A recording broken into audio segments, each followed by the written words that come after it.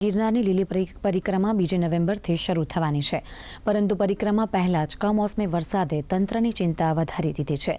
જંગલ વિસ્તારમાં આવેલા 36 કિલોમીટરના પરિક્રમા રૂટ પર કાદવ અને કીચડ સર્જાતા યાત્રાળુઓને મુશ્કેલી પડી શકે છે.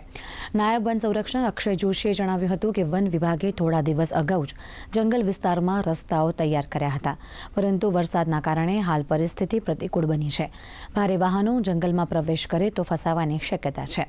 પરિક્રમા मार्ग पर आवेली सरखड़िया घोड़ी, माड़वेला घोड़ी और नड़पाणी घोड़ी हाल जोखमी बनी है.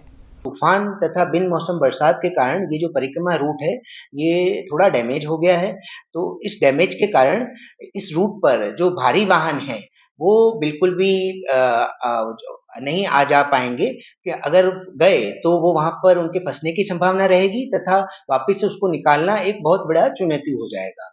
इसके लिए मैं सभी जो श्रद्धालु परिक्रमार्थी हैं उनसे अपील करूंगा कि एक बार के लिए वो जब तक प्रशासन की तरफ से उनको मैसेज ना मिले तब तक के लिए वो परिक्रमा के लिए प्रस्थान ना करें, तथा खास करके जो बुजुर्ग तथा बच्चे अथवा कोई बीमार ऐसे परिक्रमार्थी हों वो इस परिक्रमा में आना टालें, ताकि उनको किसी भी प्रकार की असुविधा का सामना न करना। परिक्रमा शुरू होने से पहले ही जो बरसात आ गई है, इसके कारण जो हमारे रास्ते हैं, जो इस पूरे परिक्रमा रूट में 3 ऐसी घोड़ियां आती है, एक सरकड़िया घोड़ी, एक मालवेला घोड़ी और एक नलपानी घोड़ी, जो कि बहुत ही दुर्गम है।